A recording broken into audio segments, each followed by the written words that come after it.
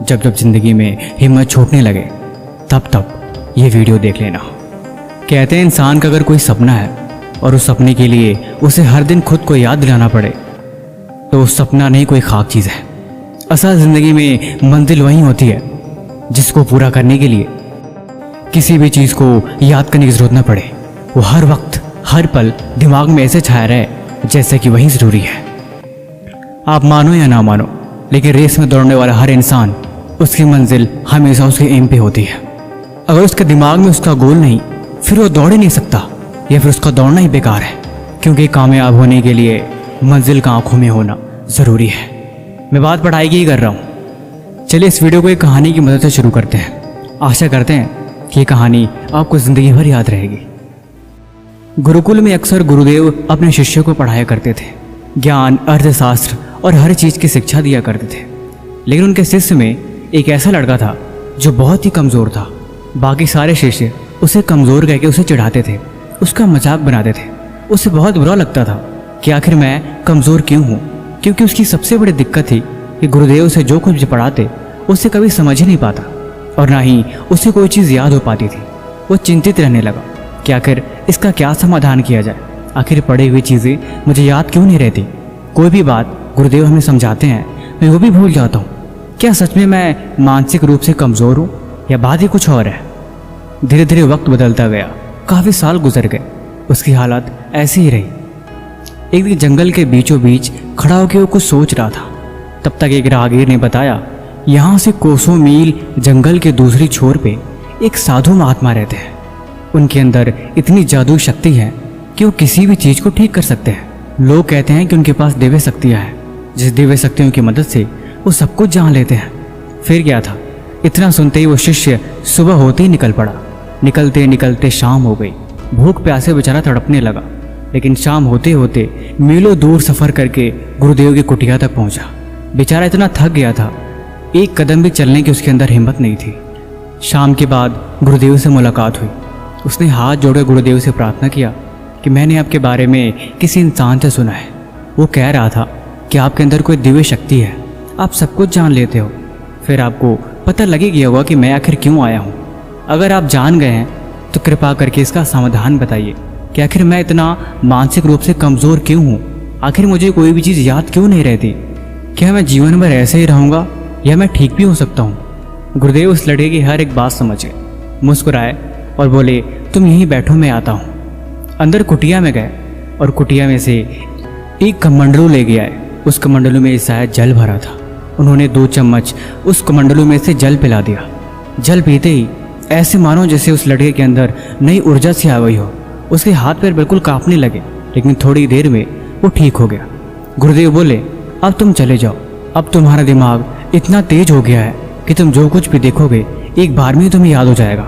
यकीन नहीं होता तो तुम सोच के देखो, तुम्हारे रास्ते में जितने भी पेड़ पौधे पड़े होंगे हर एक चीज़ का दृश्य तुम्हारे दिमाग में याद हो गया है। उस लड़के ने बोला, हाँ ये तो चमत्कार हो गया।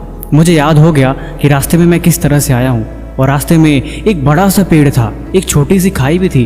मुझे सब कुछ याद हो गया। गुरुजी धन्यवाद, आपने तो मेरी ज़िंदगी बदल दी। गुरुदेव ने बोला, अब तुम जाओ, लेकिन अब से जिस चीज़ को भी तुम्हें याद करना हो तुम कोई भी काम करना, उस काम में अपना मन लगा देना, ऐसे जैसे तुम खो गए हो। हर एक चीज़ को ध्यान के साथ पढ़ना, देखना तुम्हें हर चीज़ याद हो जाएगी। वो लड़का चुपचाप गुरुजी का धन्यवाद करते हुए चला गया। उसके साथ सच में चमत्कार हो गया। वो जिस चीज़ को भी पढ़ता उसे याद हो जाती। अब उसका दिमाग पहले जैसे नहीं रहा। ऐसे मानो जैसे कि उस पानी ने उस लड़के के अंदर नई ऊर्जा डाल दी हो। सालों बीत गए। अब वो लड़का एक विद्वान बन गया। वर्षों बाद जब उस जंगल से जा रहा था तब तक उसे गुरुदेव का कुटिया दिखाई दिया। उसने सोचा क्यों न गुरुदेव से मिल लिया जाए। गुरुदेव के पास जाके उनको प्रणाम किया। गुरुदेव ने उसे आशीर्वाद दिया और गुरुदेव से पहचान लिए कि वही लड़का है जिसको मैंने जल पिलाया था। गुरुदेव की हालत अब ठीक नहीं थी। वो काफ़ी बीमार और कमज़ोर हो चुके थे, ऐसे मानो जैसे कि वो मरने वाले हों। उस लड़के ने पूछा, गुरुदेव बुरा ना माने तो मैं एक बात पूछूं? उन्होंने बोला, हाँ पूछो। उस लड़के ने पूछा कि आपने जो जल पिलाया था आखिर में वो दिव्य जल और कहाँ मिलेगा? दरअसल मैं अपना एक गुरुकुल खोलना चाहता हूँ और मैं चाहता हूँ कि जो भी छात्र मेरी तरह कमज़ोर हो मैं वो दिव्य जल उसे पिला दूँ। गुरुदेव मुस्कुराए और बोले, तुम्हें एक राज की बात पता है? दरअसल वो कोई दिव्य जल नहीं था, उसमें कोई भी खास बात नहीं थी। वह हर जल की तरह एक आम जल था, उसमें किसी भी तरह की विशेष ऊर्जा नहीं थी। तुमने उस जल को पिया, तुम्हारे अंदर बदलाव आया, क्योंकि तुमने यकीन किया था कि उस जल में कोई न कोई दिव्य शक्ति है। उस दिन तुम मीलों दूर सफ़र करके आए थे, तुम काफ़ी थक चुके थे और तुम्हें भूख भी लगी थी। जल की 2 बूंद तुम्हारे अंदर नए ऊर्जा का संचार कर दिया। उस जल में कोई विशेष खास बात नहीं थी।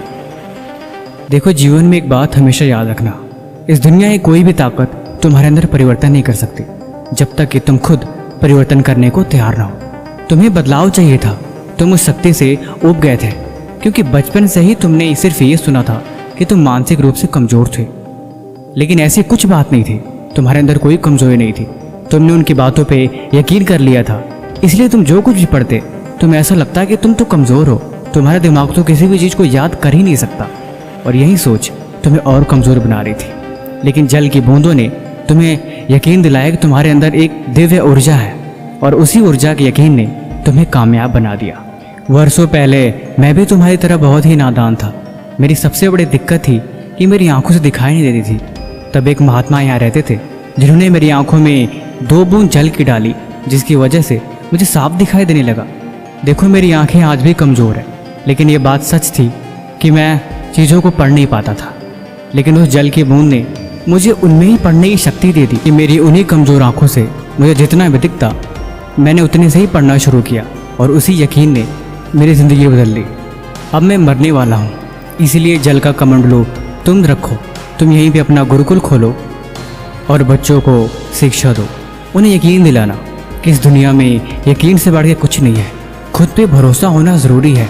अगर तुम खुद को कमज़ोर समझोगे तो तुमसे बड़ा कमज़ोर इस दुनिया में कोई नहीं है। लेकिन अगर तुम्हें खुद पे यकीन हुआ तो तुम हर एक चीज़ कर सकते हो जो किसी ने सोची नहीं होगी। सारी ताकत तुम्हारे अंदर ही है, और सारा खेल बस वहम का है। तुम जिंदगी को जैसा बनाओगे वैसा तुम बन जाओगे। तुम जैसा सोचोगे तुम वैसा करोगे, और वही सोच और वही क्रिया तुम्हारी ज़िंदगी, तुम्हारा सोच और तुम्हारा कल बदलने में तुम्हारी मदद करेगी। कहते हैं ना, तुम्हारी सारी बुराइयाँ, तुम्हारी सारी गलतियाँ तुम्हारे अंदर ही है। तुम दुनिया में क्यों खोए हो? खुद की गलती को देखो, उन्हें दूर करो, उनमें सुधार करो। वही ज़रूरी है और वही सच है। बाकी ये कहानी आपको कैसे लगी हमें कमेंट बॉक्स में ज़रूर बताएं। भाई किसी भी तरह का सवाल है तो आप वो भी हमसे पूछ सकते हैं।